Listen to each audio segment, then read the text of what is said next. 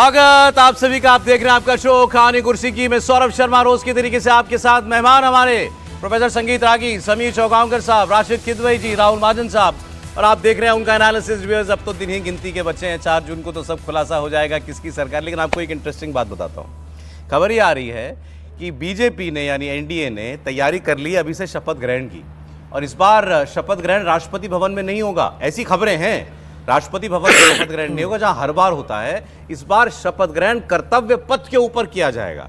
कर्तव्य पथ, वहां पर जो पहले राजपथ होता था अब कर्तव्य पथ हो गया है, वहां पर एक ग्रैंड सेरेमनी की जाएगी और उसमें बहुत सारे आम लोगों को न्योता दिया जाएगा। पिछली बार शायद 6000 लोग राष्ट्रपति भवन के अंदर उस स्वेरिंग इन सेरेमनी के अंदर थे। इस बार ये कह दिया गया है कि आप तैयारियां कीजिए, उससे बहुत ज्यादा लोग इस बार आएंगे और वो सब लोग जो है कर्तव्य पथ के ऊपर बैठे रहेंगे। कर्तव्य पथ आप जानते हैं, दोनों तरफ बड़े बड़े पार्क हैं, 26 जनवरी की परेड जहां से निकलती है। अब वहां बहुत सारी सरकारी इमारतें थी, उनको ध्वस्त करके नई इमारतें बना दी गई हैं। तो कर्तव्य पथ का जो पूरा जो वो काम था, उसको क्या कहते हैं सर, मेरे एकदम दिमाग से निकल गया, जो पूरा प्रोजेक्ट था वो सेंट्रल विस्टा प्रोजेक्ट। अब सेंट्रल विस्टा प्रोजेक्ट जो है काफी हद तक कंप्लीट हो गया है, तो वो भी लोगों को देखने को मिलेगा। इसलिए कर्तव्य पथ पर स्वेरिंग इन सेरेमनी की तैयारियां शुरू कर दी गई हैं, ऐसी जानकारियां आ रही हैं। इतने कॉन्फिडेंट है बीजेपी, नरेंद्र मोदी इतने कॉन्फिडेंट है कि हम सरकार बना रहे हैं। पहले इसी पर एक कमेंट आज साहब का, एक और चीज जोड़ दूं मैं। हाँ सर जी, भारतीय जनता पार्टी ने 370 किलो लड्डू बनाने की तैयारी शुरू कर दी है।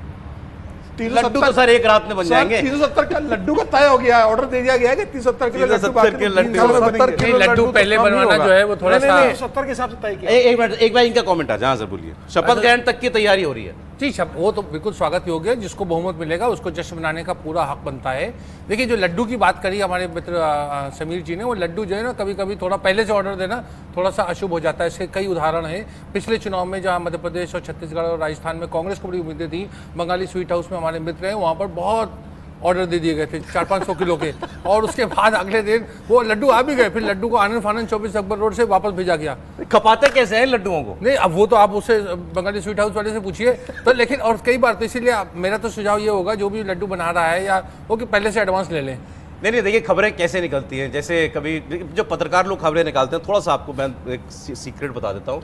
जैसे एक बार किसी ने कहा था कि राष्ट्रपति भवन में भाई कुछ हो रहा है, क्या कुछ बदलाव हो रहा है, गवर्नर आ रहा है, कुछ स्वेरिंग। तो कैसे पता चला साहब, वहाँ काम करने वालों ने बताया सफेद मेजपोश मंगवा लिए गए, नए मेजपोश मंगवा लिए गए। तो पता लग गया भाई कुछ होने वाला है राष्ट्रपति भवन के अंदर। ऐसे ही ये कर्तव्य पथ पर जो वहाँ सारा जो काम होता है कैमरों वैमरों का, वो सरकारी काम सरकारी टीमें करती हैं। वहाँ कैमरे वैमरे बता दिए गए, कितने कैमरे वगैरह, ये सारा वो सब बता दिया गया है। तो इससे अंदाजा लगा है कि शाम को करें, सूरज छुपने के बाद करें, क्योंकि उसके में अगर उससे पहले करेंगे तो ये 50 और 49 डिग्री टेम्परेचर में बड़ा जुल्म होगा। हो सकता है ऐसा ही हो सकता है ऐसा ही। चलिए खैर साहब, ये तो बात हुई। जो अभी कुछ खबरें आ रही हैं, अभी से तैयारियां जो हैं शपथ ग्रहण की शुरू हो गई हैं। अब जरा मैं क्या पता कायनात उस दिन कुछ और ही मौसम लेकर के आए, क्या पता सर। देखिए, आप लोग गर्मी कर रहे थे, कल हमने बरसात कराई, तो धूल की आंधी आई थी। अब जरा अमित शाह जी का मैं आपको दावा बता रहा हूं, वो दावा जो बिल्कुल हवाई जैसा दावा नहीं है, वो दावा जो वो कैंपेन के आखिरी चरण में बता रहे हैं, जब ज्यादातर राज्यों के अंदर चुनाव पूरा हो चुका है।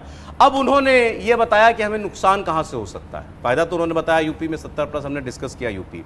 बिहार को लेकर वो क्या कह रहे हैं, राजस्थान हरियाणा को लेकर, छत्तीसगढ़ झारखंड को लेकर वो क्या दावे कर रहे हैं, सुनिए आप।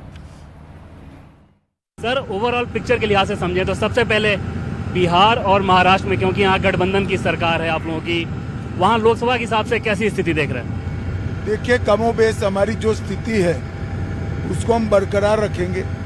हर चुनाव में 2-3 सीटों का ऊपर नीचे होता रहता है।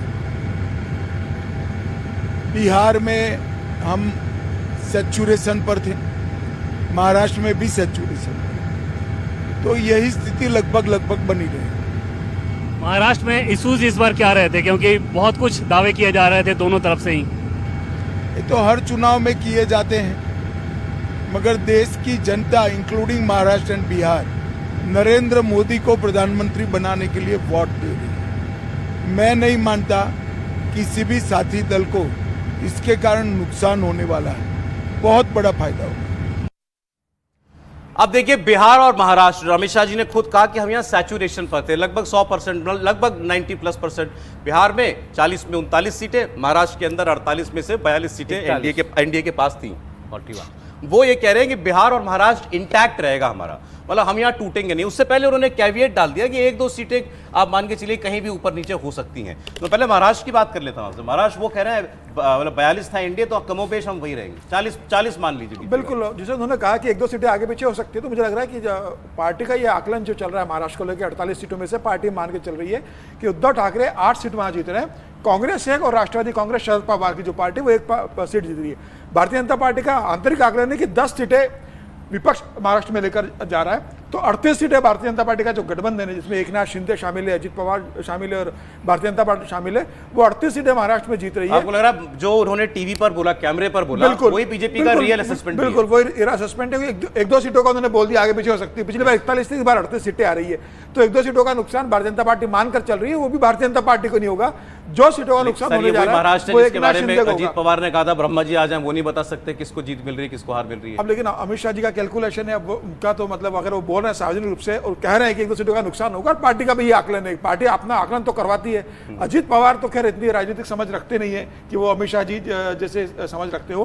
तो मुझे लगता है कि अमित शाह जी ने कहा है और पार्टी का आकलन भी यही है कि अराउंड 40 ±2-3। हाँ। और राहुल जी? देखिए, मैं पहले भी इस पे हमने डिस्कशन किया था। मैं जब वो देखिए अमित शाह जी तो चाणक्य माने जाते हैं पूरे चुनावों की, तो मैं तो उस पर तो नहीं कहूँगा, लेकिन जो असेसमेंट महाराष्ट्र और बिहार का है, बिहार में पहले बात कर लेते हैं। एक बार महाराष्ट्र कर लेते हैं, महाराष्ट्र की बात कर लेते हैं। 48 सीटें हैं, पिछली बार 41 सीटें थी और उसमें से 25 सीटें बीजेपी ने लड़ी थी, 23 सीटें वो जीती थी।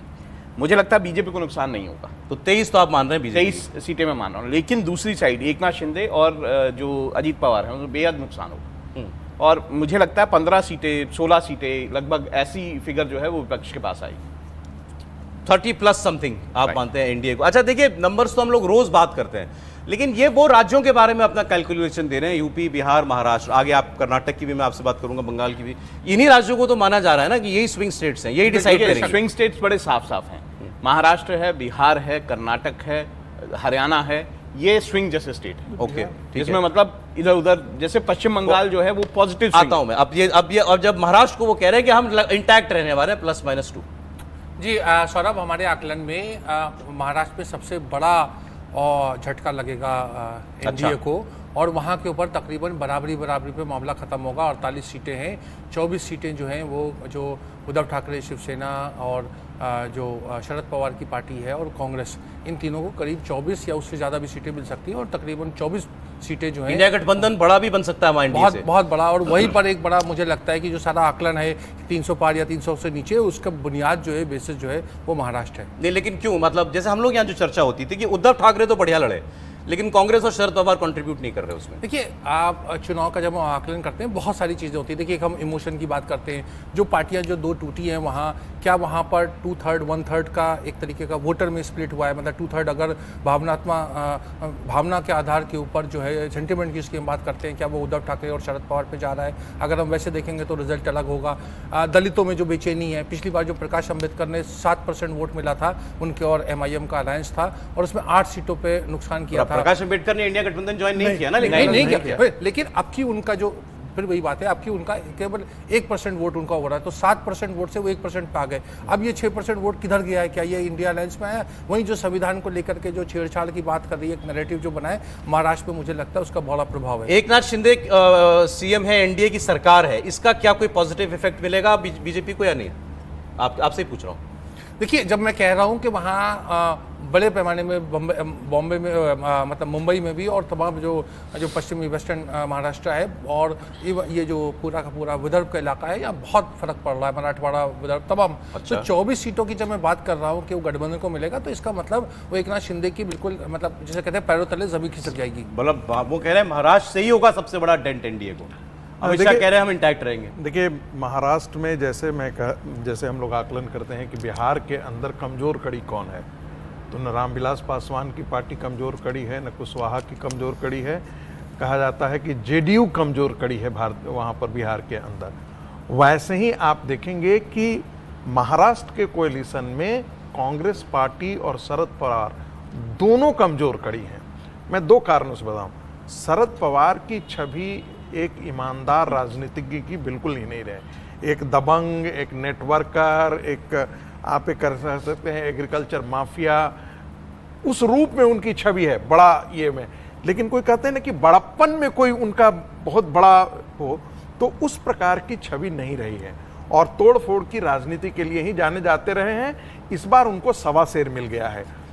मुझे जो लगता है कि जो भी कुछ गेन होगा, जो हम लोग बहुत ज़्यादा इस चीज़ को हाइप कर रहे हैं कि शरद उद्धव ठाकरे के प्रति सिंपैथी रहेगी, मुझे लगता है कि जो बाला साहब ठाकरे या परिवार के प्रति जो सिंपैथी है उसे आप अलग कर दीजिए, तो बाकी हिंदुओं में ये बिल्कुल ये सोच नहीं है। बाकी हिंदू जो शिवसेना के साथ जुड़े हुए थे, उनकी एक बहुत बड़ी सोच उभर करके आई है कि उद्धव ठाकरे ने हिंदुत्व की आइडियोलॉजी के साथ विश्वासघात किया आप कह रहे हैं शिवसेना का वोट जाएगा तो एकनाथ शिंदे को जाएगा मेजरली। और मुझे ऐसा लगता है कि थोड़ा बहुत भी जो डेंट होगा वो तीनों पार्टियों को डेंट होगा। कांग्रेस बहुत ज्यादा इंपॉर्टेंट फैक्टर कमजोर नहीं है। कड़ी इंडिया गठबंधन की शरद पवार महाराष्ट्र- और उद्धव ठाकरे हैं, इधर आप कमजोर कड़ी एकनाथ शिंदे अजीत पवार को नहीं मानते? मैं नहीं, शरद पवार को मैं अजीत पवार को मैं मानता हूं, ओके। लेकिन एकनाथ शिंदे को मैं उतना कमजोर कड़ी नहीं मानता हूं। अच्छा, ठीक है। जितना ठीक है। आकलन किया जा रहा है। वैसे आप देखिए महाराष्ट्र में तो अगर सब पार्टियों को आप देख लें तो उसमें लीस्ट जो शेयर होता है वो एनसीपी का ही था ना। एनसीपी वहां की सबसे छोटी पार्टी है। सर एक बड़ा इंटरेस्टिंग फैक्ट ये है कि वहां पर सिर्फ भारतीय जनता पार्टी को छोड़कर कोई भी ऐसा राजनीतिक दल नहीं है इसका पूरे महाराष्ट्र में प्रभाव हो। उद्धव ठाकरे का लिमिटेड प्रभाव है। कांग्रेस विदर्भ में मजबूत है, तो वहां कांग्रेस का शिवसेना उद्धव ठाकरे की जो है वो बहुत मदद नहीं कर सकती। तो गठबंधन होने के बाद भी जिसको जहां जो मजबूत है उसको अपने दम पर ही लड़ना है। मैंने एक व्यक्ति का असेसमेंट सुना, मैं नाम भूल रहा हूं, रुचिर शर्मा, एक बार हम लोगों ने चर्चा भी की थी। ये बेसिकली जो है बैंकों वगैरह के लिए काम करते हैं। उन्होंने कहा मैं मार्केट के लिए सर्वे करता हूं, पार्टियों के लिए नहीं या मीडिया के लिए नहीं, मैं मार्केट शेयर बाजार या एक तरीके से इकोनॉमी के लिए सर्वे करता हूं कि किसकी सरकार आ रही है, और वो हर बार चुनाव में अपनी प्रेडिक्शन देते हैं। उन्होंने कहा महाराष्ट्र को लेकर, कहा मैं सीटें नहीं बताऊंगा लेकिन मैं बहुत घुमा महाराष्ट्र और मुझे महाराष्ट्र में बहुत ज्यादा तकलीफ, डिस्ट्रेस दिखाई दिया लोगों में। अब वो महाराष्ट्र नहीं रह गया जो जिस महाराष्ट्र को हम बोलते थे कि इंडिया का ग्रोथ इंजन है, वैसी स्थिति महाराष्ट्र की नहीं रह गई है। इसका नुकसान हो सकता है भाजपा को या नहीं? देखिए मुझे लग रहा है भाजपा को कोई नुकसान इस मामले में होगा नहीं, क्योंकि अल्टीमेटली अगर लोग देखेंगे कि वोट किसको देना है तो सामने कौन है। मुझे लगता है भारतीय जनता पार्टी का संगठन बहुत मजबूत है, राष्ट्रीय सेवक संघ का बहुत अच्छा महाराष्ट्र के अंदर काम है, और राम मंदिर के बाद एक बड़ा वर्ग भारतीय जनता पार्टी के साथ लाभार्थी का बहुत बड़ा वर्ग जुड़ा रहा है। देवेंद्र फडणवीस का जो 5 साल का कार्यकाल था 2014 से लेकर 2019 तक का, उस कार्यकाल में भारतीय जनता पार्टी के साथ एक बड़ा वोट बैंक जुड़ा है। उद्धव ठाकरे का वोट बैंक टूटा है, लेकिन उद्धव ठाकरे के सीएम रहने से कोई फर्क नहीं पड़ा। बहुत से लोग कहते हैं उद्धव बहुत अच्छे सीएम थे। नहीं, मुसलमानों का वोट बहुत अच्छा जा रहा है, मुसलमान का वोट के पास शिफ्ट हो रहा है। लेकिन अगर देवेंद्र फडणवीस का कार्यकाल कंपेयर करोगे तो मुझे लग रहा है भारतीय जनता पार्टी लग रहा है इस चुनाव की सबसे बड़ी हिट यही है कि उद्धव ठाकरे को मुसलमानों का वोट मिल रहा है। जी किसने सोचा था? दिलचस्प बात है। कल मैं कुछ कांग्रेस नेताओं के पास बैठा हुआ था और बातचीत हो रही थी एक सार्वजनिक जगह के ऊपर, और वहाँ के ऊपर एक उनके पास एक लिस्ट थी। तो मैंने सौरभ ऐसा दिलचस्प मैंने कहा दिखाइए, तो वैकल्पिक सरकार की एक लिस्ट बन रही थी कि मंत्रिमंडल बन रहा था। वाह वाह वाह वाह वाह वाह। और उसमें दिलचस्प बात जो आपने बताया, तो उसमें प्रधानमंत्री का नाम तो खाली रिक्त था, आने वाला होगा।